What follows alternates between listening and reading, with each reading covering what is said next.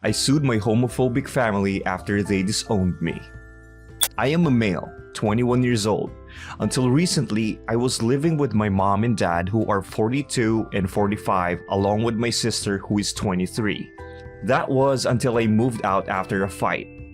There is a lot to unpack on what really happened, but I will try to explain it very clearly. I grew up in a strict Christian home with very clear power dynamics. My father was the head of the family as well as the provider, while my mom stayed at home and looked after my sister and me. He had a well-paying job and we always had everything that we wanted, except freedom. Even at a young age, I sensed that he did not like me and always preferred my sister over me. He was very strict about how we looked in society.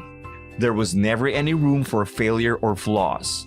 My mother made sure that we were raised properly, according to what they wanted other people to see.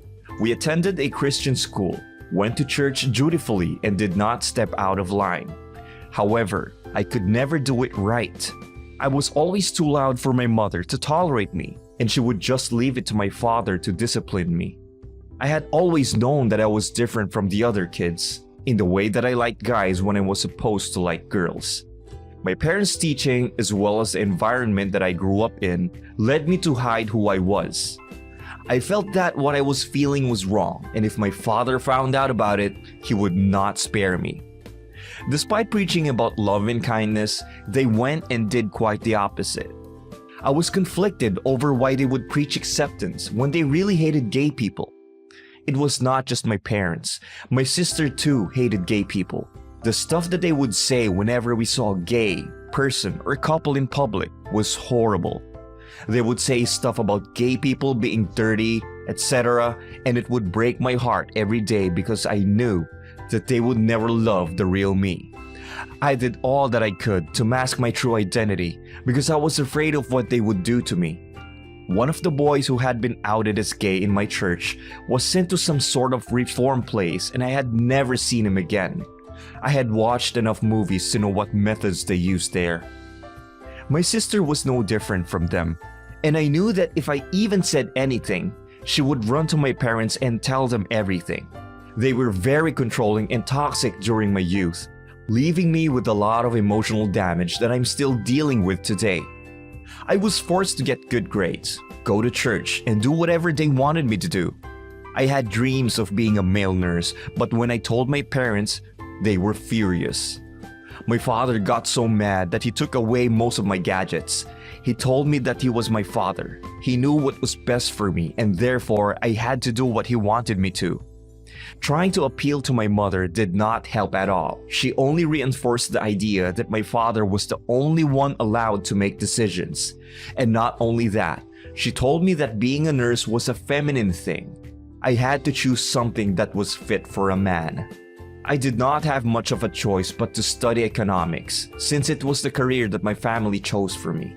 I went to college in a different state, and actually got my first taste of freedom there. I began to come to terms who I was by meeting other people who were like me. I also got to finally have an identity of my own outside of the one that had been forced upon me. This was when I felt comfortable enough to actually have a boyfriend for the first time in my life. All was going well for me, but every time that I had to go home, I would have to pretend to be straight. It became a problem when the guy wanted to take things with me more seriously and have us introduce each other to our parents. Now, I had been so used to hiding that my fear overcame any rational thought. So instead of telling him my situation, I broke up with him. I failed to recognize that the way I was acting was not right throughout my next relationships. When I was done with college, I moved back home while I looked for a job. It was during that time that my grandfather passed away. My grandfather was a good man, and he taught me a lot of life lessons that I still value today.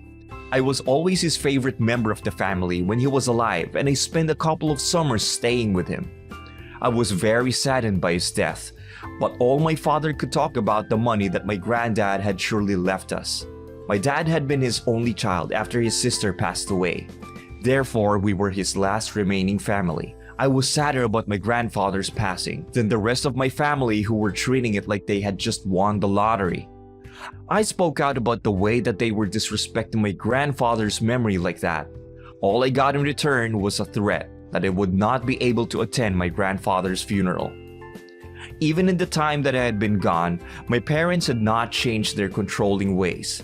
I do not ever think that they will. Anyways, I kept quiet about what was going on so I could attend my grandfather's funeral. I had been suffering from depression for so many years, due to feeling like it was not safe for me to even tell my family something that was important to me. The death of my grandfather made me realize a few things. One being is that life is too short. I had to tell them even if they did not accept me. I struggle with anxiety a lot due to constantly trying to keep up a persona that is not mine. It played a big role in me taking so long to tell my parents the truth about who I was. I did not get a chance to let them know because of the hassle due to the funeral. Soon after it, my father sped up the will reading. He also managed to convince the lawyer to read the will to him, which I did not think was very ethical of him to do so. When he came back, he did not answer any direct questions about the will. It was only later that he said a huge sum had been allocated to settle the outstanding debts, while the rest was left to him and my mom. My sister and I had each also gotten a small sum of cash, but he did not disclose how much it was. Only that he would give it to either of us once we requested it. That felt very suspicious to me because if it really was such a small sum, then why was he even budgeting it? I decided that I wanted to use whatever money had been left for me to start a small business. I had been having trouble finding a job because jobs are so difficult to find nowadays. But that night, all hell broke loose when my parents found out what I had been hiding from them all my life. I was suddenly called by my father to his study, where I found him holding a picture of me and my current boyfriend. That was when I knew that I had messed up when I took that picture with me when I came back to town. I admitted to everything that he accused me of because I was tired of keeping the secret. My father said a lot of stuff, most of it along the lines of me being possessed. I told him that it was who I had always been all my life, but he wanted to hear nothing about it. My sister and my mother came in and somehow my sister could not meet my eye. That was when I put two and two together that she had been the one who told them. She was always borrowing stuff from me and entering my room without permission. I said that I was going to tell him soon enough, but my mother called me an ungrateful brat. But I refused to once again back down as I had always done in the past, so I stood my ground.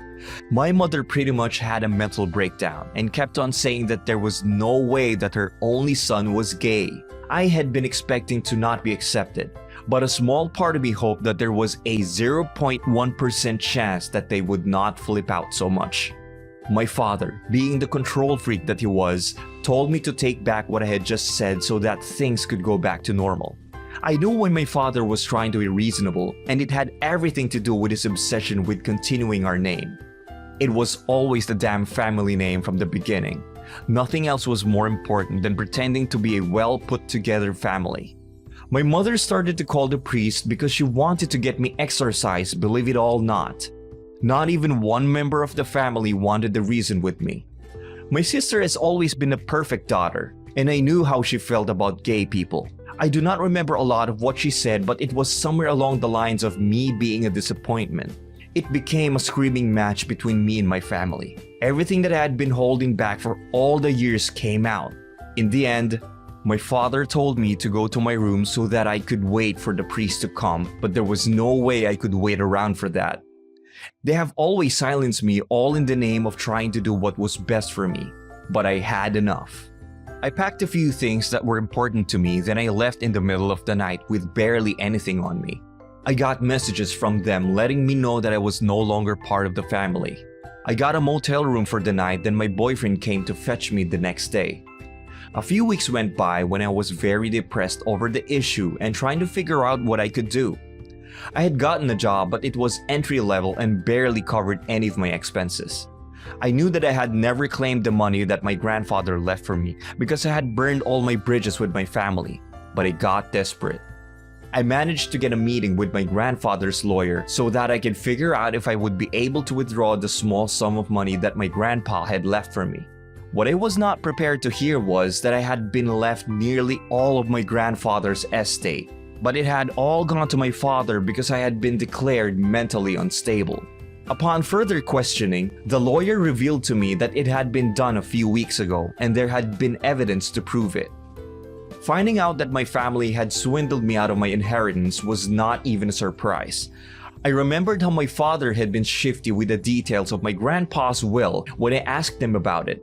I asked what my options were, and he told me that I had to sue them for fraud and contest the will.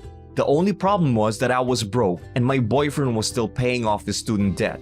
But the lawyer gave me the number of someone who might have been able to help me pro bono or set up a payment plan.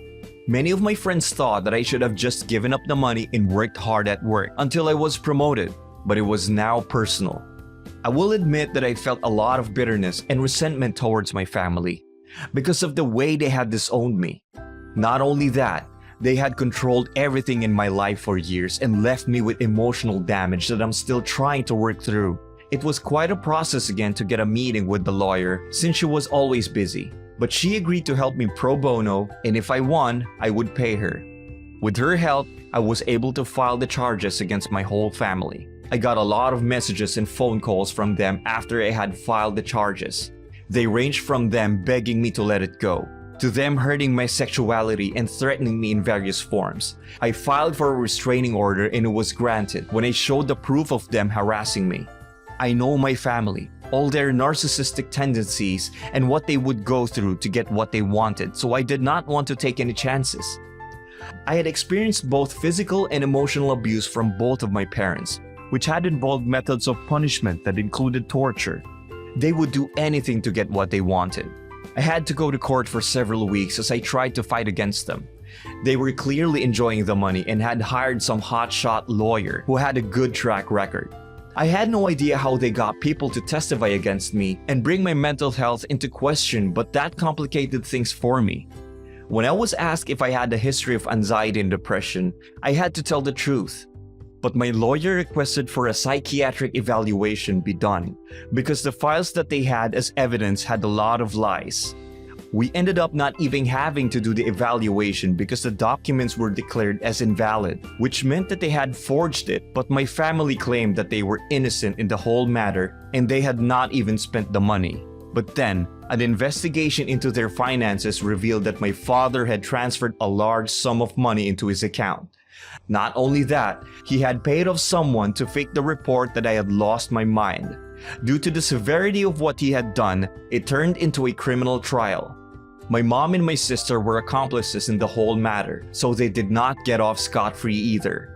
The judge demanded that all my assets be returned to me and that they should pay damages as well for stealing my inheritances. My father was also sentenced to 6 months in jail along with 6 months of community service. My mother and sister each got community service. Their reputation was tarnished and everyone knew what they had done to me. My mother and my sister blamed me for what had happened, and they still somehow felt entitled to my money, funnily enough. A lot of people where I live did not understand the full story, so I was seen as a money-hungry person, of which I am not. All I wanted was what was rightfully mine, and my father had stolen from me. I have since moved out of the town after all that drama. I have also changed all my contact details as I do not want anything to do with them. As for the money, I have to still figure out what to do with it. For now, I am attending therapy because of the years of abuse I had to endure while I was living with my parents. This happened a while ago, but I have only been able to start talking about it now. I feel like I handled the situation well, but I do know that my mother and sister do not have a breadwinner with my father gone. Either way, some might beg to differ. Thanks for watching. Consider subscribing to become a part of our Rainbow Force. And stay wholesome.